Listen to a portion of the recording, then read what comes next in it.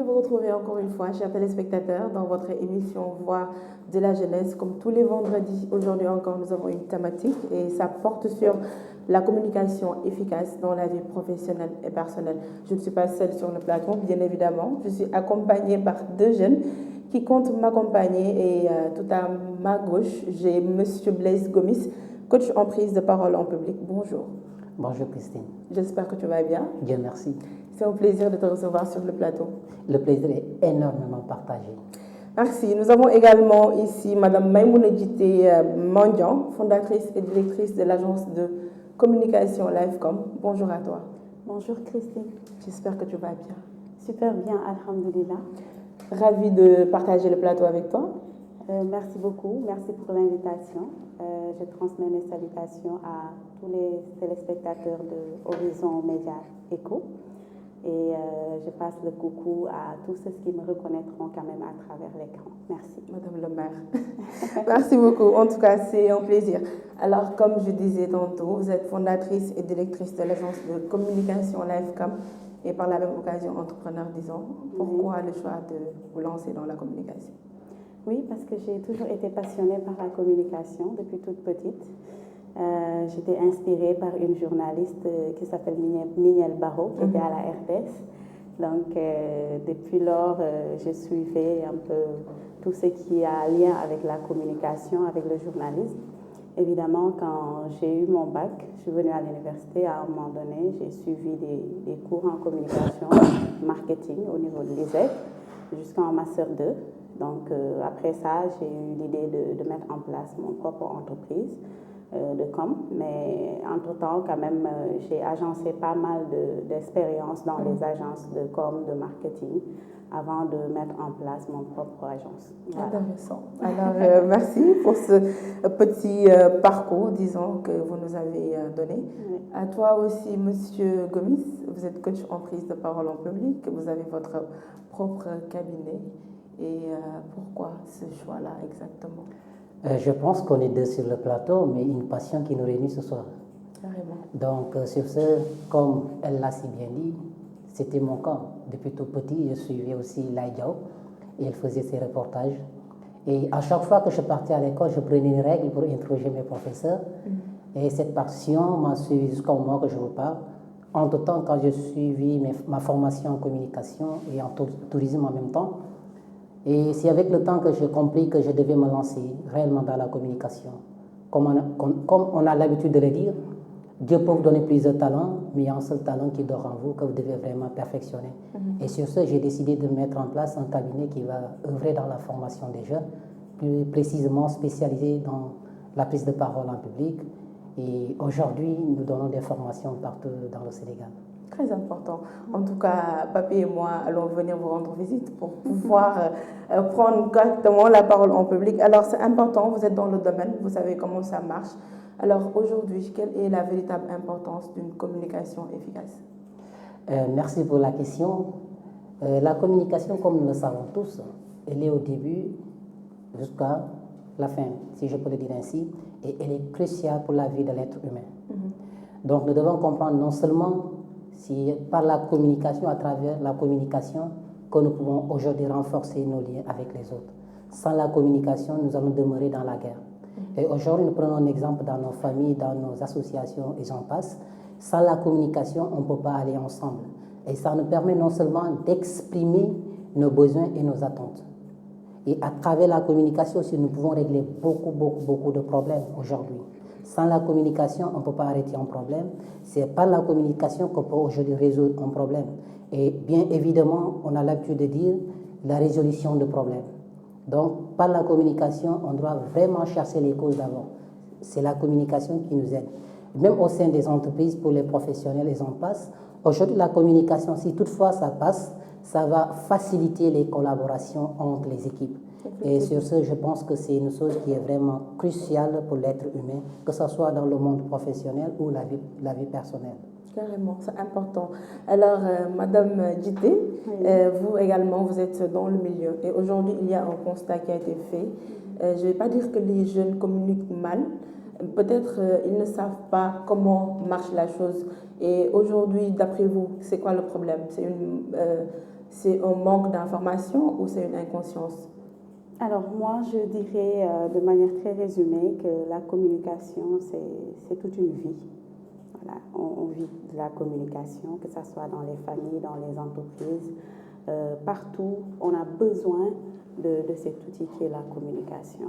Alors, la question que vous m'avez posée par rapport à la jeunesse, effectivement, nous avons remarqué que la plupart des jeunes, peut-être, ne savent pas communiquer comme il faut ou voir comment aborder certains sujets vraiment pour ne pas trop se jeter dans la violence ou verbale, la violence verbale ou dans autre chose. Alors, pour moi, ça commence à la base, parce que dans les familles, d'abord, avant d'être dans les entreprises, ça commence avec l'éducation de base. Je pense qu'il faut de plus en plus aller dans le sens de parler aux enfants au lieu de les frapper. Vous voyez. Donc, en Afrique, globalement, dans les familles, on frappe plus quand on éduque, on crie plus quand on éduque. Alors qu'à un moment donné, l'enfant, quand tu cries, des fois, il est perturbé psychologiquement. Des fois, il a peur de s'exprimer. Des fois, quand il a envie de dire quelque chose même, il a peur de faire sortir ce qui est en lui. Donc, je pense que ça commence à la base. Le réel problème quand même des jeunes, ça commence lors de l'éducation de base. Maintenant, comment faire peut-être pour essayer de rattraper? C'est à cette jeunesse qui doit aller quand même vers la recherche de l'information et de la bonne information. Et avant si la personne a la bonne information, savoir comment les exprimer. C'est important parce qu'on voit de plus en plus dans les réseaux sociaux des jeunes qui se disent des influenceurs, entre guillemets. Des fois, ils véhiculent des messages qui heurtent. Des fois, ils publient des choses psychologiquement qui affectent d'autres, etc. Donc, comment ils peuvent vraiment aller dans le sens de se préparer dans leur manière de véhiculer le message, c'est vraiment important. Parce qu'à travers la communication, on peut blesser. Comme à travers la communication, on peut réparer. Donc, ces règles communicationnelles, il faut quand même les savoir, essayer de les adapter en fonction de la cible avec qui on communique. Parce que si toutefois on communique avec une cible qui ne comprend pas la langue, par exemple, ça sera compliqué de véhiculer son message. Si on veut communiquer avec une cible peut-être qui ne maîtrise pas trop certains aspects ou quelqu'un qui est timide, par exemple, ça ne sera pas facile de vouloir venir imposer son langage à cette personne. Donc, il faut savoir s'adapter également à son cible pour pouvoir faire véhiculer le message. Et je pense que c'est des règles sur lesquelles les jeunes peuvent s'appuyer quand même, que ce soit sur les canaux des réseaux sociaux, des médias, entre autres, pour bien pouvoir véhiculer leur message et faire une bonne communication. C'est important. Monsieur Gomis, de l'importance aujourd'hui d'avoir les éléments clés d'une communication efficace. Quels sont ces éléments d'après vous? Alors, je pense, je vais rebondir sur ce qu'elle venait de dire tout à l'heure. Elle a dit que la parole a deux pouvoirs, si je peux répéter ce qu'elle a dit tout à l'heure. Donc, nous devons tous comprendre que la parole, avant tout, n'est pas un simple mot ou un symbole écrit comme ça. C'est-à-dire, elle représente les événements de notre vie. La façon dont nous communiquons montre à quel point ou montre l'éducation que nous avons reçue aussi. Donc, il est très important de revoir comment communiquer. Et avant de communiquer, pourquoi je dois communiquer? Comment je dois communiquer? Parce qu'on ne peut pas à tout moment communiquer pour communiquer. J'ai l'habitude de taquiner mes amis en leur disant, on ne communique pas parce que, on communique pour que. Parce que je communique parce que j'ai envie de communiquer, mais je communique pour être compris ou pour défendre une cause ou un projet. C'est très important. Et sur ce, je pense les éléments clés ou efficaces, c'est quoi? Avant tout, il faudra cultiver une écoute active. C'est très important. Même quand nous recevions des conseils de nos parents et tout ça, ils nous interdisaient d'interrompre notre interlocuteur. Il faudra d'abord écouter la personne activement, comme ça on pourra forcément comprendre ce que la personne est en train de véhiculer. Et en ce moment, on pourra lui manifester notre empathie. C'est très important. Parce que je me dis quelque part, même dans la vie quotidienne, il y a ce que je dis, l'esprit et le cœur. C'est-à-dire aujourd'hui, on communique. Si quelqu'un nous communique autant pour moi, quelque chose qui ne va pas, son problème ou dans une famille et tout ça, quand nous prenons le temps de l'écouter, en ce moment, on va ressentir ce qu'il ressent, c'est de l'empathie, et on prend la raison, l'esprit pour analyser afin de lui apporter une solution. Et non seulement ça va apporter peut-être un climat convivial ou jovial dans la famille ou bien dans le groupe ou dans l'entreprise, et ensemble nous pourrons avancer. Et nous avons aussi une chose qui est vraiment importante, c'est-à-dire la clarté dans ce que nous disons aussi, c'est très important. Parce que pour communiquer avec une personne, il faut aller droit au but. Pour lui dire ça et ça et ça, ça et ça, avec la manière. Il faut être simple et ne pas utiliser vraiment un langage vraiment compliqué.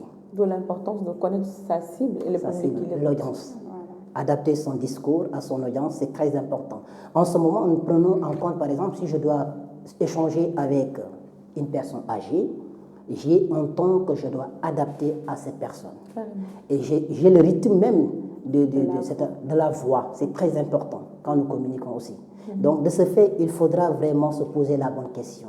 C'est-à-dire, quand vous voulez adapter le discours à votre cible, demandez-vous d'abord, moi, quelles sont mes valeurs? C'est-à-dire, j'ai un message qui est déjà codé, quelles sont mes valeurs, mes principes et ma culture. Et l'autre, quelles sont ses valeurs, ses principes et sa culture. Même si toutefois on peut partager la même culture, mais on n'a pas les mêmes principes. Donc il faudra prendre ces choses en compte et c'est très important dans la vie de l'être humain. C'est important. Alors, Madame Dité, je pense que le coach, notre coach par excellence, a essayé de donner un peu les éléments qui sont nécessaires pour une communication efficace, mais aussi il y a quand même des difficultés que l'on rencontre à pouvoir s'exprimer correctement devant une cible bien précise. D'après vous, quels sont ces obstacles-là et comment faire pour les surmonter? Bon, naturellement, les obstacles, c'est plutôt le stress qui arrive, surtout quand c'est des gens qui n'ont pas l'habitude de s'exprimer publiquement.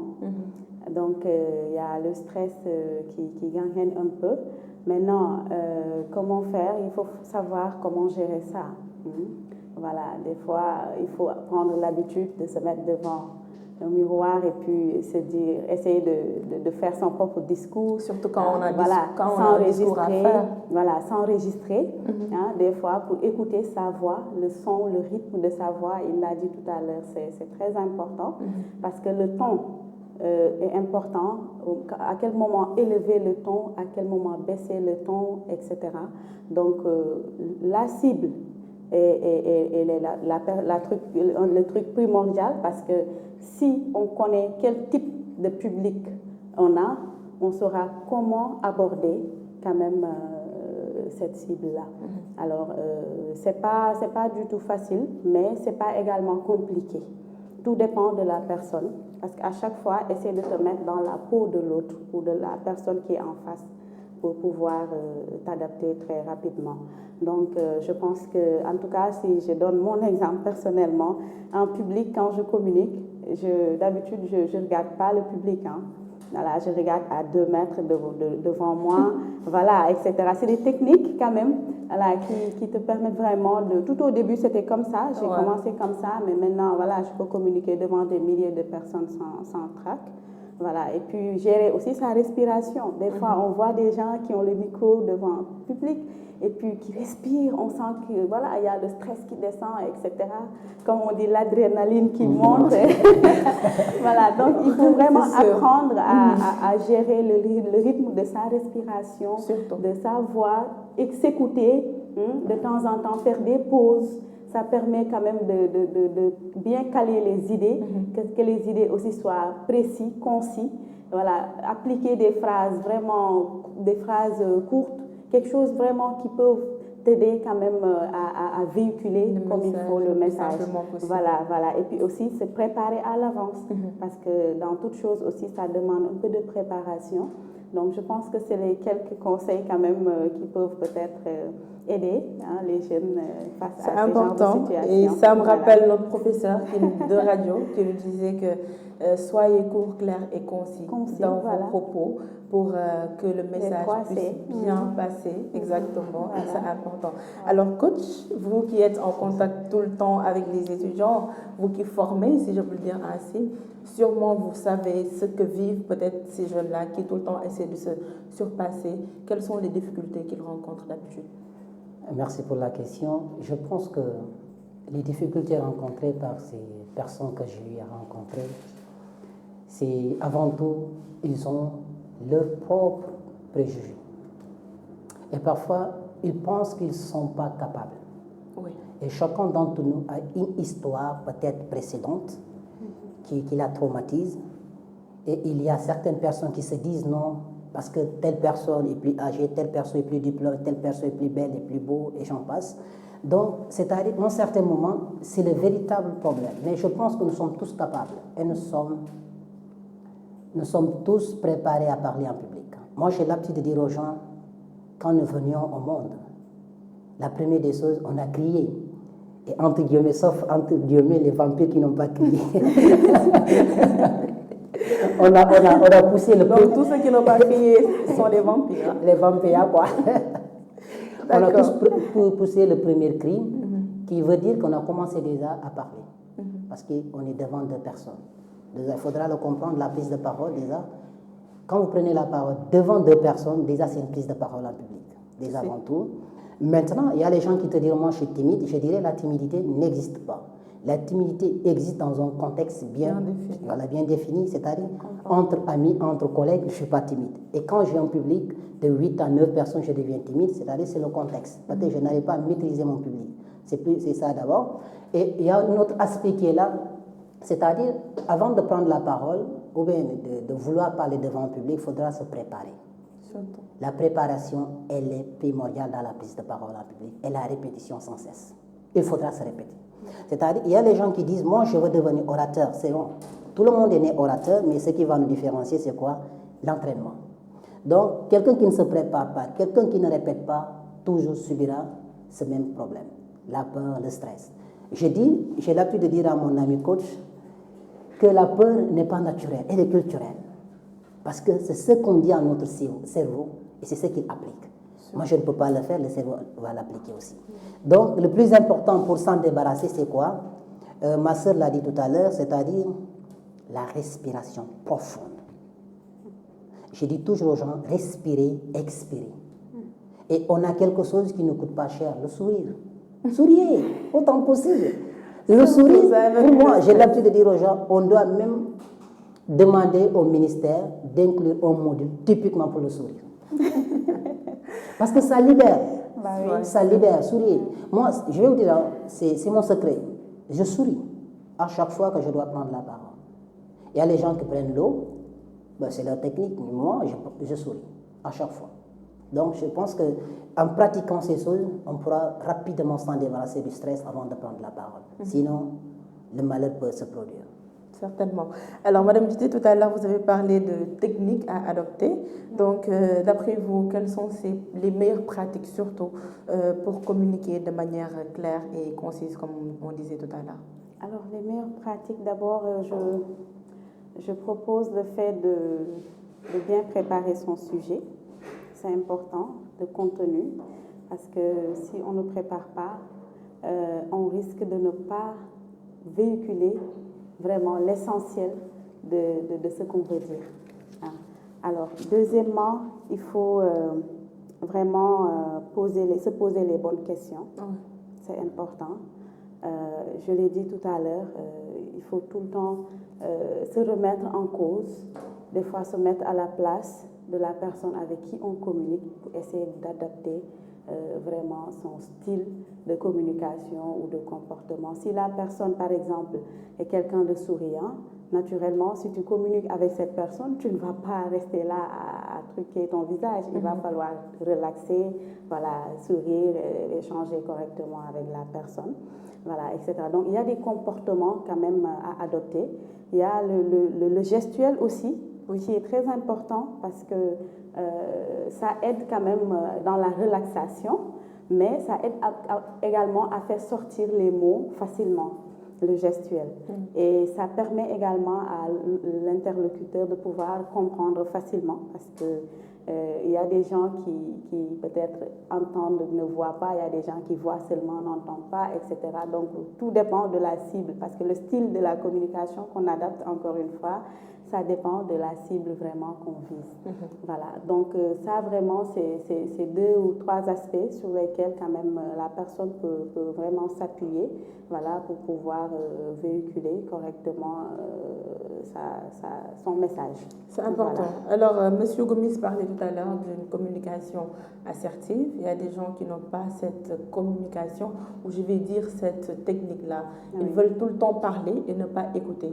D'après vous, comment est-ce qu'on peut développer cette communication assertive-là? Parce que quand même, ça aide aussi dans la manière de faire comprendre ce que l'on veut dire.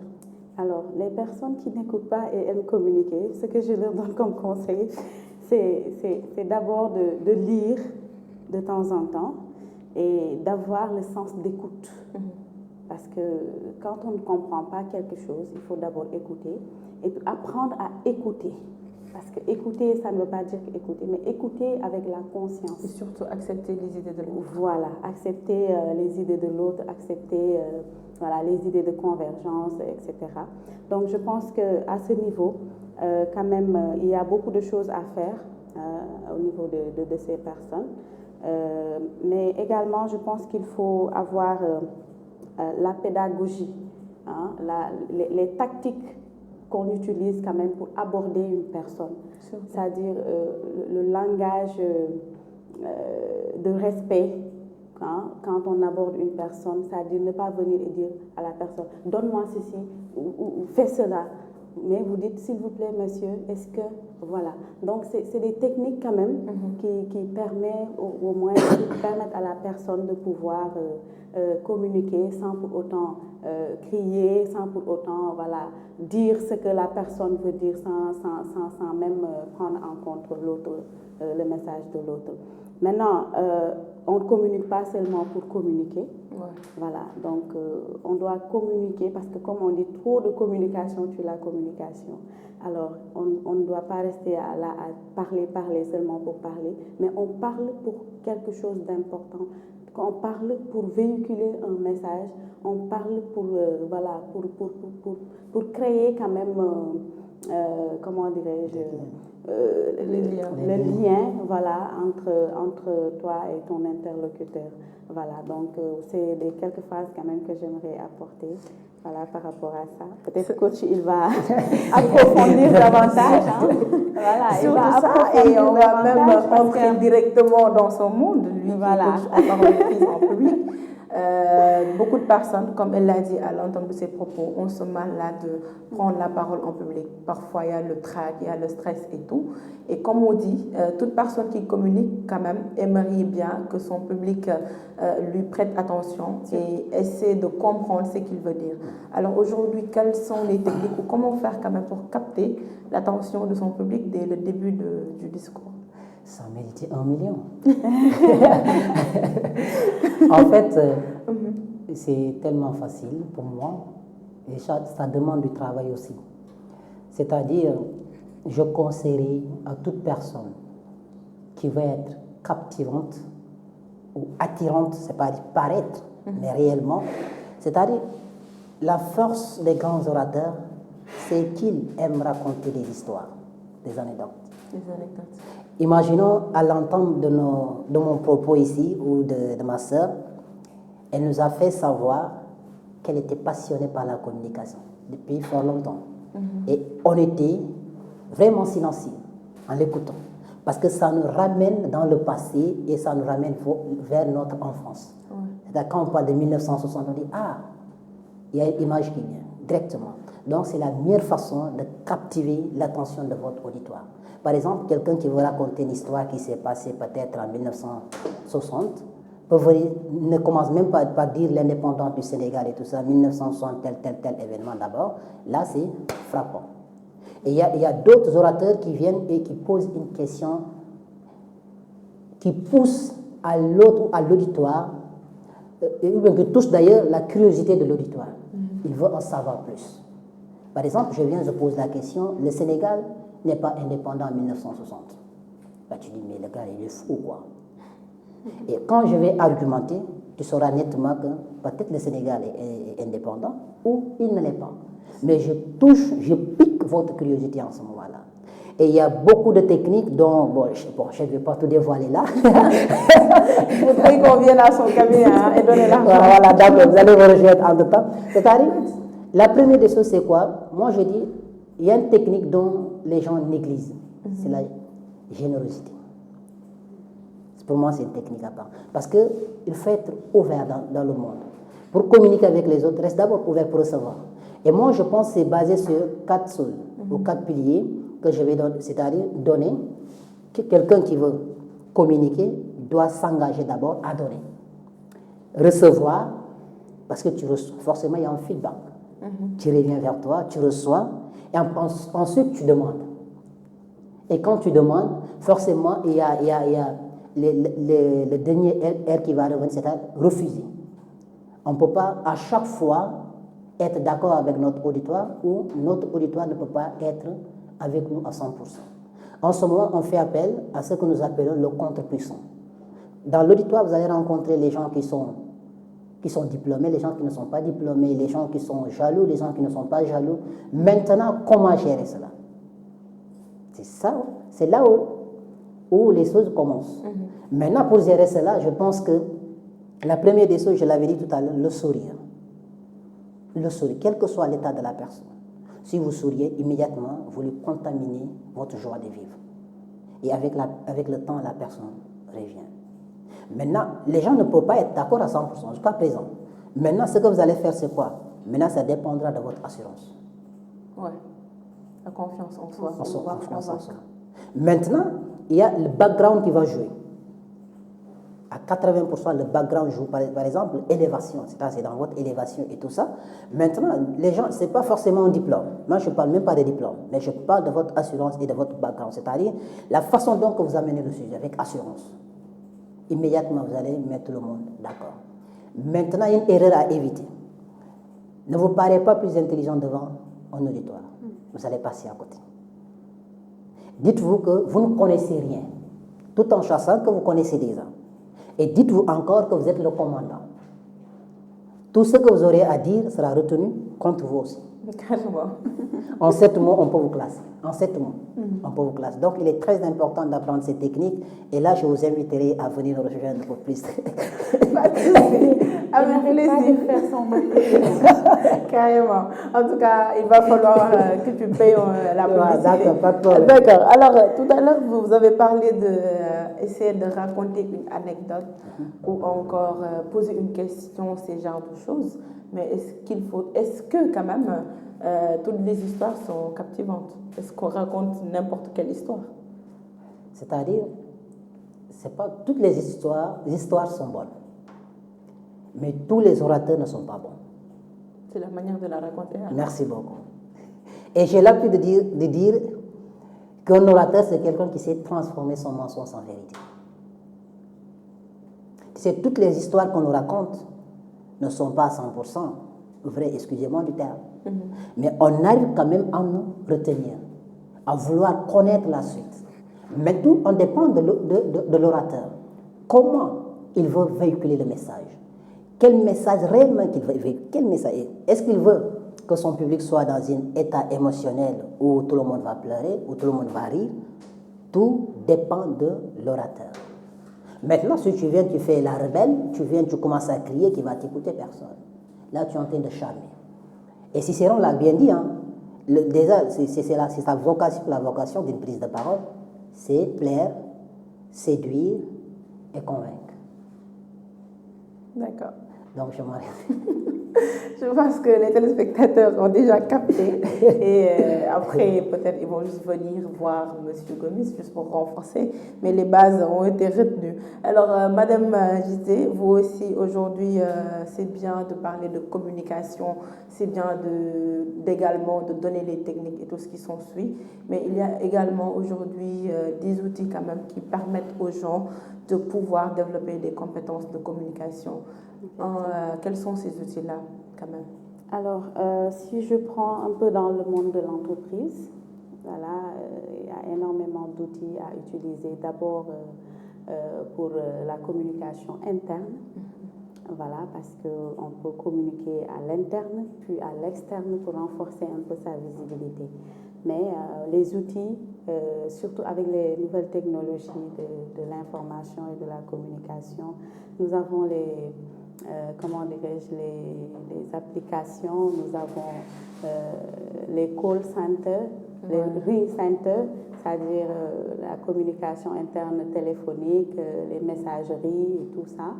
Donc, il y a les visioconférences, hein, récemment, surtout avec la question du Covid-19 qui a vraiment réorienté quand même la communication interne au niveau des entreprises. Donc, la visioconférence, c'est vraiment quelque chose que les entreprises adaptent de jour en jour, voilà, pour pouvoir communiquer avec le personnel à l'interne.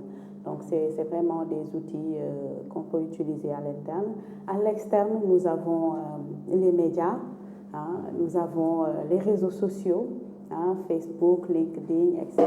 C'est des outils que les gens utilisent en entreprise pour rendre beaucoup plus visible quand même soit leurs produits, soit leurs services, hein, entre autres. Donc, je pense que globalement, il y a également la communication non média qu'on utilise, c'est-à-dire à travers les supports de communication, les affiches, les pancartes, les enseignes, totems, voilà, tout ça, ça permet quand même de capter l'image externe, voilà, au niveau de l'entreprise. Il y a également la communication digitale. Voilà, au fur et à mesure, les gens ont des panneaux publicitaires partout pour faire véhiculer quand même l'image de leurs produits, etc. Donc, à travers le digital, au fur et à mesure, tu peux même rester chez toi pour pouvoir vendre tes produits. Hein. On voit de jour en jour sur TikTok, beaucoup de commerçants utilisent cet outil pour pouvoir vendre leurs produits, etc. Donc, je pense qu'avec les nouvelles technologies, quand même, il y a pas mal d'outils qu'on peut utiliser pour bien véhiculer son image ou rendre beaucoup plus visible son image. Carrément, c'est important. Alors, coach, aujourd'hui, parlons même du milieu professionnel. Vous conviendrez avec moi que la communication, quand même, n'est pas à négliger du tout. Alors, comment est-ce qu'on peut utiliser les compétences de communication dans un contexte professionnel pour bien réussir sa carrière? Bon, je commencerai par là où vous avez parlé de carrière d'ailleurs. C'est-à-dire, moi, je commencerai par une chose très, très importante pour moi. Mais on l'a si bien dit tout à l'heure, c'est-à-dire l'image. Le personal branding, c'est très important avant tout. Quelle image que j'ai de moi-même? Déjà, l'image que j'ai de moi, c'est cette image que je vais donner aux autres. Donc, même si toutefois je veux vraiment négocier un contrat ou en tout cas vouloir imposer mon leadership, même si toutefois ça ne s'impose pas, il faudra se poser la question, la bonne question, quelle est mon image? L'image que j'ai de moi. D'accord? Donc, du moment où vous réglez votre image, vous pouvez déjà donner bonne impression. Et en ce moment, il faut savoir négocier. La négociation, pour moi, je suis trop dans le marketing. Il faut savoir négocier. C'est-à-dire, négocier ne veut pas du tout simplement venir et parler. Il y a la communication non verbale aussi. Oui. Là où j'ai parlé de personnel branding. L'image que j'ai de moi, c'est l'image-là que les gens vont prendre aussi, forcément.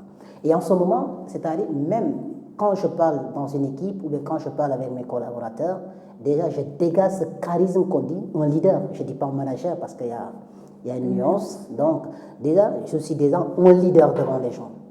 Tout a commencé par l'image que je dégage, ou la personne que je présente devant les gens, et la personnalité aussi. Parce qu'il faudra comprendre qu'on a notre personne et on a notre personnage. L'image que j'ai à la maison et l'image que j'amène à l'entreprise, il y a une différence. C'est-à-dire, à la maison, je suis tel que je suis, naturellement. Mais quand je pars dans une entreprise, je porte le masque. N'empêche, on dit coiffeigne, mais je porte Carrément. Voilà, je porte le masque. Donc c'est très important, surtout rester. Moi, je vais vraiment m'apaisantir sur l'humilité. Oui. C'est très important. Ne pensez pas que vous êtes supérieur à tout le monde. Et d'ailleurs, chaque rencontre est une nouvelle aventure. Et chaque nouvelle aventure, c'est une nouvelle découverte. Donc il faudra comprendre qu'on est dans un monde professionnel et on est appelé à évoluer. Et qui veut évoluer doit se conformer aux règles sociétales. Sûrement, ce n'est pas 100%, il y a les gens qui dérogent à ces règles, mais il y a les règles que la société nous impose, c'est-à-dire l'humilité, la politesse, l'assurance et tout ça, la disponibilité. Et c'est très important, la disponibilité. Elle ne va pas me laisser peut-être dire le contraire. À chaque fois que le chef d'entreprise ou quelqu'un a besoin d'un élément dans l'équipe et vous êtes disponible, vous avez plus de chances d'évoluer. La disponibilité, ça compte beaucoup. Et surtout nous jeunes qui sommes dans le monde professionnel et nous voulons vraiment progresser, ce que j'ai à dire, ne soyez pas trop pressés. Faisons ce que nous devons faire et les résultats feront leur propre bruit. Et je pense que tout le reste viendra de façon naturelle. Carrément, c'est important. Alors aujourd'hui, juste pour revenir, peut-être rappeler le thème, l'importance d'une communication efficace dans la vie personnelle et professionnelle. Alors vous direz aujourd'hui alors que la communication quand même est une source de confiance en soi, surtout par rapport aux jeunes. Mais avant d'arriver même à cette confiance en soi, il faudrait travailler la communication. Oui, la communication, comme je l'ai dit tout à l'heure, elle est transversale.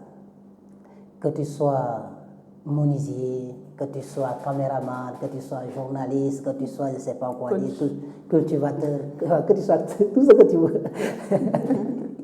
C'est-à-dire, elle est transversale. Mais ce qui te permettra d'être au top, c'est vrai, il faut travailler la confiance en soi. Mais la confiance en soi ne suffit pas. Est-ce que ce n'est pas la communication qui donne cette confiance en soi ou c'est la... Non. Je pense sûrement que c'est la communication. Je pense que tout dépend de nos valeurs.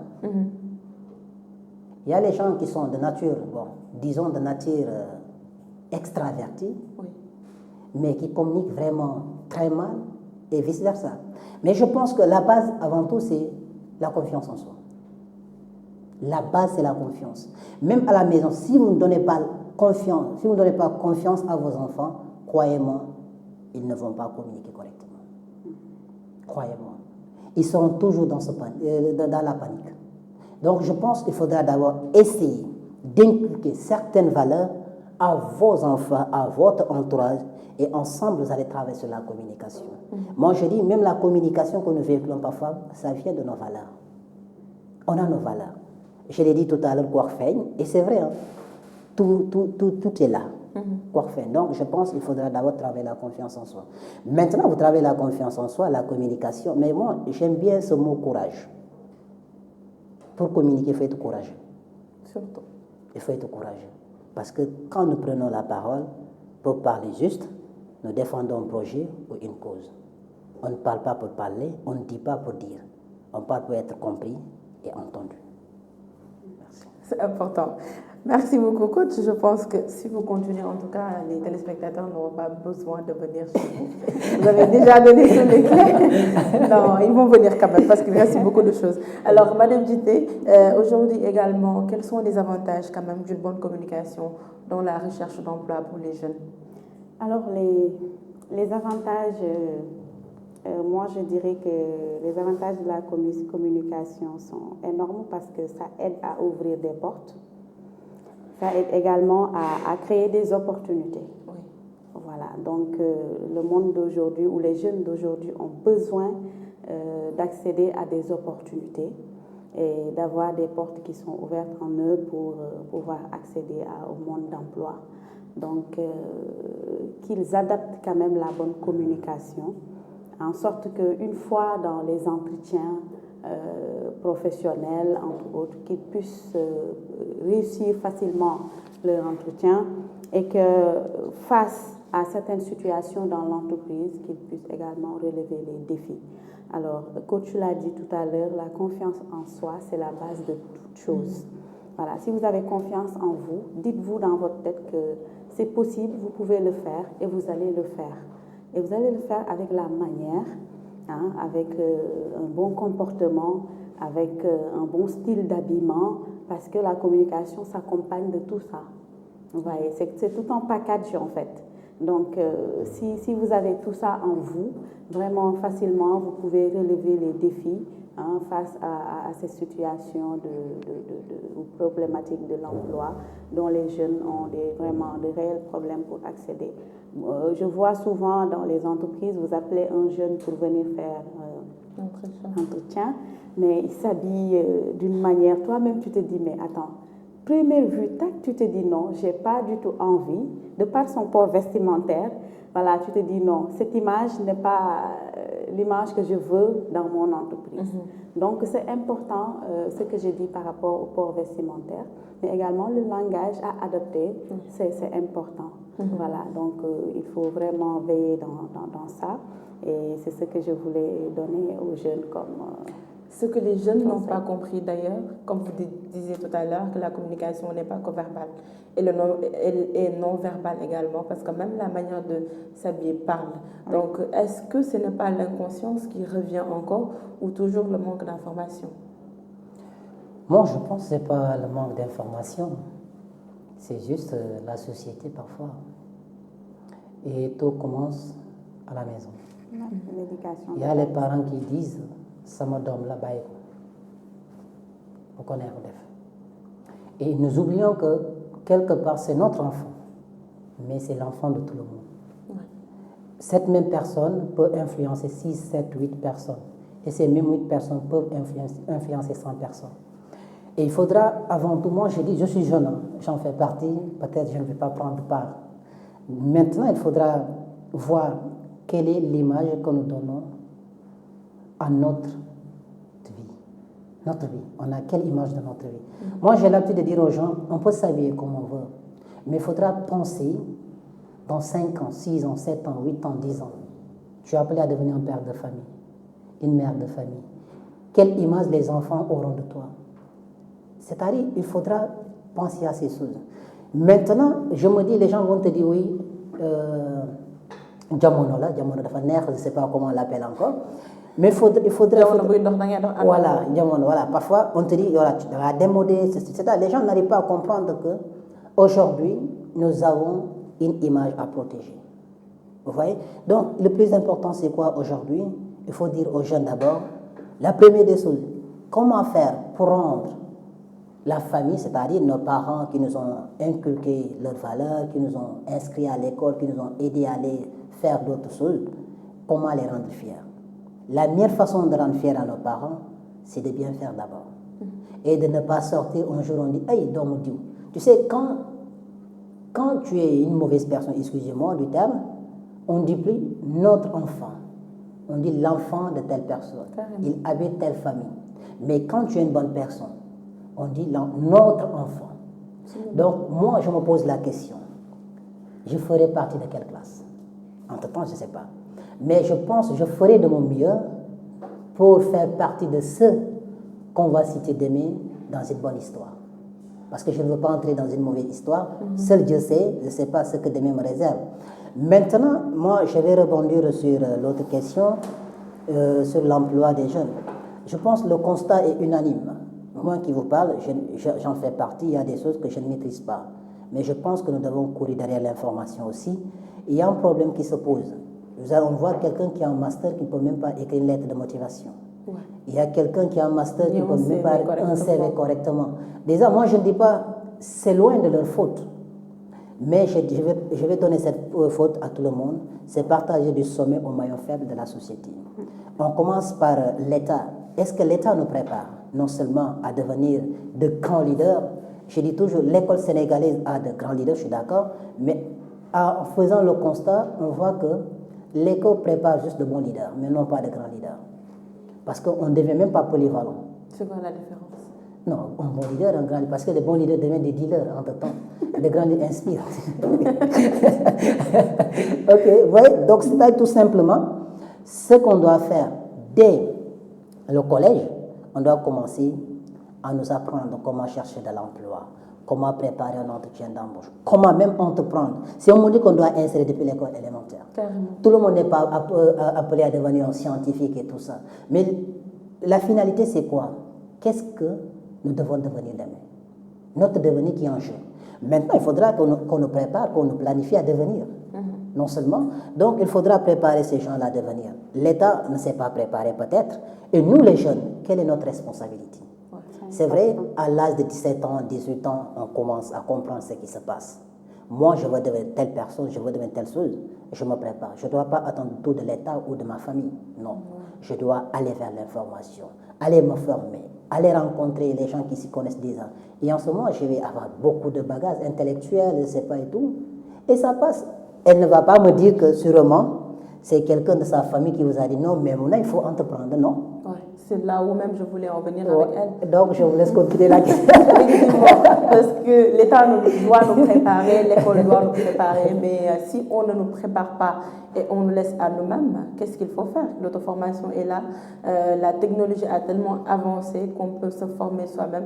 Donc, est-ce que aussi, quand même, les jeunes ont cette motivation d'aller à la recherche de l'information? Alors, c'est ça le problème actuel, parce que je voulais un peu rebondir sur ce qu'il a dit. Surtout sur la culture où on dit c'est à la mode, par exemple. Nous, on aime copier, pratiquer ce qu'on copie, mais on ne pratique pas nos valeurs. C'est ça le vrai problème que nous rencontrons actuellement avec les jeunes, surtout avec l'Internet. Les jeunes, ils ont envie de copier la mode dans toutes ses facettes. Voilà, le style d'habillement, la manière de se coiffer, la manière de porter les chaussures, etc. Sans même prendre en compte les valeurs sociétales que nous avons autour de nous. C'est important. Alors, l'autre aspect, c'est par rapport à l'Internet toujours, parce qu'aujourd'hui, un jeune qui se présente ou présente son CV, envoie son CV pour déposer un emploi. La personne qui a juste le CV devant l'écran, il voit son nom, mais il tape son nom sur Google. Des fois, la personne n'a même pas besoin de faire l'entretien ou autre. Il tape le nom de la personne sur Google, tu vas sur sa page Facebook, tu remontes pour voir c'est quel type de personne. Donc, vous imaginez si toutefois cette personne fait tout le temps des vidéos nues, des trucs, mais on ne va pas te recruter. Donc, je pense que dans ce sens-là, il faut que les jeunes puissent prendre conscience par rapport à l'Internet, soigner leur image. Soigner leur image. La gestion de l'image, c'est tellement important. Donc, je pense que cet aspect, il faut que les jeunes puissent s'inculquer ça de leur manière, de leur quotidien. Et également, l'État doit jouer un rôle dans l'éducation. Voilà, que ça, surtout l'éducation professionnelle. Parce qu'aujourd'hui, l'enseignement universitaire, nous avons l'enseignement général. Donc, est-ce que spécifiquement ou de manière professionnelle, les élèves en amont dans les écoles sont préparés à entreprendre? Est-ce que les étudiants sont préparés à entreprendre ou à s'orienter vers d'autres métiers? J'ai applaudi quand j'ai vu l'université de Kaolack, par exemple, qui est à vocation agricole. Au moins, là-bas, on peut sortir avec des diplômes de haut niveau sur l'agriculture moderne, sur pas mal de choses. Mais si toutefois nous avons ces genres d'universités partout au Sénégal, à des vocations vraiment différenciées, etc., ça peut renforcer quand même l'éducation de ces enfants de manière professionnelle. Alors, l'autre aspect, c'est toujours par rapport à l'entrepreneuriat. Voilà. Des fois, on manque de la culture entrepreneuriale. C'est-à-dire, on n'apprend pas à l'enfant très tôt de prendre son indépendance ou de ne pas dépendre tout le temps de quelqu'un. Mais à chaque fois, on est chez papa et maman jusqu'à plus de 20 ans ou 30 ans, on se marie, on amène sa femme chez papa et maman, voilà, etc. Peut-être au niveau de la capitale, on le voit moins, mais dans les régions, quand même, surtout moi, là où la zone où je suis, on voit fréquemment cela. Des aînés ou voilà, des gens qui ont plus de 40 ans qui vivent encore chez leur papa, maman, avec leurs femmes, leurs enfants, etc. Vous voyez, donc, comme s'ils ont peur de prendre leur indépendance. Alors ça, c'est la culture, la manière dont on nous a éduqués. Parce qu'à chaque fois, c'est papa qui sort et qui va travailler, qui amène à la maison. Même au début, c'est maintenant, quand c'est moderne, on parle de plus en plus d'émancipation de la femme, etc. Mais avant, la maman a été femme de ménage, elle est tout le temps à la maison, voilà, pour suivre l'éducation des enfants, etc. Donc, c'est papa qui va amener, qui donne à la maison. Donc, à chaque fois, on se dit, c'est le rôle de papa, c'est le rôle de papa. Est-ce que cet enfant-là, quand est-ce qu'il va prendre conscience que quel qu'en soit le rôle que papa doit jouer dans la famille, moi aussi, je dois contribuer. Je dois apporter quelque chose, je dois aider à faire quelque chose. Même si ce n'est pas le paiement de l'électricité ou d'autres choses, mais tu peux contribuer à la popote, tu peux contribuer à la santé de ta sœur, etc. Donc, je pense que cette prise de conscience, il va falloir qu'on renforce ça dans le système de l'éducation de base que nous donnons aux enfants, que ça soit garçon ou fille. Vraiment, qu'ils sachent que le monde évolue. Et à un moment donné, quand même, il faut apprendre à évoluer avec le monde. Parce que de jour en jour, les choses deviennent chères, de jour en jour, les choses deviennent difficiles. Donc, si on n'est pas en mesure de s'adapter à la situation mondiale, donc ça sera très compliqué du moment où on parle de village planétaire. Voilà, donc je pense qu'il faut savoir s'adapter et être polyvalent. Voilà, donc savoir faire plusieurs choses en même temps. Moi, des fois, on me dit, mais toi, on te voit ici, tu fais la politique, tu fais l'entrepreneuriat. Je dis oui, parce que je me suis éduquée dans ça. Carrément. Voilà, depuis très tôt, moi, à l'âge de 18 ans, j'ai dit à mes parents, j'ai plus besoin que vous m'envoyez quelque chose. Je suis à l'université, je vais me débrouiller. Voilà, donc parallèlement, je faisais des séminaires, parallèlement, je créais des affaires que je vendais à l'université, etc. Donc, ça m'a permis quand même financièrement d'être autonome.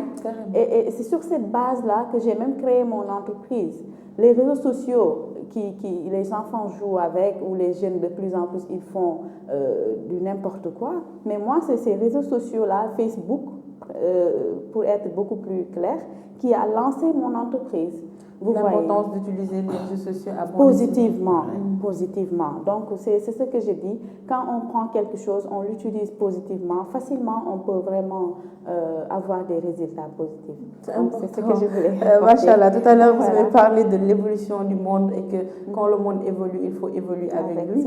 Et je pense que le monde peut mettre en corrélation directe de cette prise de conscience que la jeunesse doit avoir aujourd'hui. Au lieu que nous fassions du côté de l'habillement, peut-être des actions qu'il faut poser juste pour dire que je suis jeune, je dois me comporter ainsi, alors qu'il y a littéralement plus important que ça. Alors, concernant la motivation des jeunes, coach, je pense que vous qui organisez des séminaires quand même pour former, est-ce que dans la plupart du temps, il y a beaucoup de monde quand même? Je parlais tout à l'heure avec ma sœur sur cette question. Tu sais, quelque part, les gens pensent se former ne sert à rien, très honnêtement. Mais toutefois, il faudra le reconnaître de plus en plus. Les gens commencent à mieux comprendre. Et ce que les gens n'ont pas assez compris, nous, jeunes, parce que je suis jeune, le monde est en constante évolution. Il y a de plus en plus des exigences qui sont là. Carrément. Si toutefois tu n'es pas formé, tu es comme quelqu'un qui n'est pas parti à l'école. Et même quelqu'un qui n'est pas parti à l'école, dans son domaine, il est en train d'être formé. Donc toi, tu te dis, je suis à l'école. Je veux devenir. Et tu ne veux pas te former. Et je vais vous dire une seule chose. Cette motivation peut-être est due peut-être aux parents quelque part. Il y a les gens que je contacte pour leur dire, venez vous former gratuitement. Ils me disent, papa a dit, maman a dit que je ne sors pas. Je ne sais pas si c'est vrai ou pas. Et les jeunes qui te disent, oh mon Dieu, vous partez. Ils n'ont pas le temps de se Ils n'ont pas le temps de se former. Mais entre-temps, ils sont dans le besoin. C'est eux-mêmes qui t'appellent pour leur apporter ton aide. Ouais, c'est un peu contradictoire. Moi, je me pose la question. Réellement, est-ce que nous, jeunes, nous sommes ambitieux ou réellement, nous attendons Tog, oui, donc. Et je pense que de plus en plus, Tog, oui, donc, c'est fini. C'est fini. Donc, c'est-à-dire, il faudra comprendre une seule chose. Moi, je me dis, je vais aller dans le même sens que la sœur, qu'à un certain moment, C'est vrai, ça peut paraître un peu compliqué, difficile. C'est vrai, hein, la vie est ainsi faite. Mais fais de ton mieux. Oui. Et le ciel t'aidera. Et je pense que tu ne vas pas me laisser, on te dit, aide-toi toi-même, et le ciel t'aidera. Donc, nous jeunes, si à l'âge de 20 ans, 25 ans, c'est vrai, même si on n'est pas devenu autonome, mais quelque part, les parents doivent sentir que le gars là va aller de l'avant. Et ces gens-là sont faciles à accompagner. Imaginons, je prends un exemple, il y a beaucoup de personnes autour de moi que j'appelle pour leur dire, entre nous, on organise une formation gratuitement. Les mêmes personnes me disent, non, yo, mais eux, le soir, comment voilà, donc je pense, là-bas c'est quoi? Il faudra d'abord décoloniser cette mentalité de façon rapide, parce que le monde ne nous attend pas. Et les gens pensent, je suis jeune, j'aurai le temps. Tu auras le temps quand? On ne connaît pas, on peut mourir à tout moment, on peut devenir à tout moment incapable de faire telle chose, on peut devenir. Bon, que Dieu nous en préserve, mais c'est les réalités qui sont là. Du moment où tu as la chance, tu as tes quatre membres, j'allais dire, mais membres autant pour moi, il faut en profiter pleinement. Il faut en profiter, parce que la vie ne nous attend pas. Et je pense que la jeunesse, c'est l'âge d'or. C'est étant jeune qu'on peut faire beaucoup de choses. C'est étant jeune qu'on peut vraiment se former, saisir des opportunités. Et dans ces formations, ces séminaires, on rencontre des personnes vraiment exceptionnelles. On élargit nos réseaux. C'est comme ça qu'on fait pour élargir nos réseaux, c'est comme ça qu'on fait pour grandir. C'est la raison pour laquelle les gens qui réussissent parfois, si vous les demandez comment ils font pour réussir, ils vous diront, je suis passé par ça. Rencontre sur rencontre, séminaire sur séminaire, formation sur formation. Aucune personne dans cette vie n'a réussi à rester à la maison. Amour. Je n'ai jamais vu, peut-être dormir, et je pense que c'est rare, parce que même si on te donne 1 million, tu es à la maison, tu ne sais pas ce qui se passe dehors, les 1 million ne te serviront à rien. Il faut fréquenter les gens, il faut te former, il faut t'informer, et là, ça passe de façon rapide et claire, et Dieu gérera le reste. Des conseils qu'on va tous tenir. C'est seulement l'école de la vie qui peut te donner ça. Oui, c'est important. Ouais. Alors, l'émission tire à sa fin. C'était très intéressant. Mais attends, alors, Madame Dité, je te laisse peut-être donner tes derniers conseils, surtout à la jeunesse, parce que, comme on dit, la jeunesse, c'est une richesse. Et tu n'as pas à appesantir quand même pour pouvoir espérer un développement. Donc, soit à mon taille conseil, qu'est-ce que ce serait? Le conseil que mon papa me donne souvent, c'est étant jeune que tu peux faire beaucoup de choses en même temps, parce que tu as l'énergie, parce que tu as la force, parce que tu as l'intelligence, parce que. Donc, que ça soit fille ou garçon, en tout cas, le message que je veux vraiment donner à cette jeunesse, c'est de pouvoir saisir les opportunités étant jeune. Parce qu'à un moment donné, comme on dit, l'âge n'attend pas. À un moment donné, la santé ne va pas te suivre. Tu vas vouloir faire quelque chose ou même créer quelque chose, mais tu n'auras pas l'énergie ou la force de le faire, la ténacité de le faire. Donc, c'est en ce moment que nous devons créer des choses, innover des choses. Donc, créons, innovons, mais ne copions pas. C'est important. On va juste inspirer. Si on doit copier, c'est dans le bon sens quand même. Mais le plus important ici, c'est de créer et d'innover. Parce que je sais que nous avons une forte jeunesse au Sénégal et les jeunes sont très intelligents, vous voyez. Donc, s'ils sont bien orientés et qu'ils puissent prendre conscience de leurs valeurs, je sais qu'on peut faire beaucoup de choses pour ce pays parce que le Sénégal a besoin de sa jeunesse. Nous sommes majoritaires dans ce pays. Nous nous sommes battus, que ce soit aspect politique, aspect professionnel, familial, pour nous imposer. Donc, faisons l'essentiel quand même pour atteindre nos objectifs. C'est ce que je voulais dire. Merci beaucoup et merci surtout d'avoir accepté l'invitation. C'était moi qui vous remercie. C'était un plaisir vraiment de partager ce plateau avec mon frère également, Gomis, coach Gomis. Je ferai un crochet au cabinet. Pas de problème.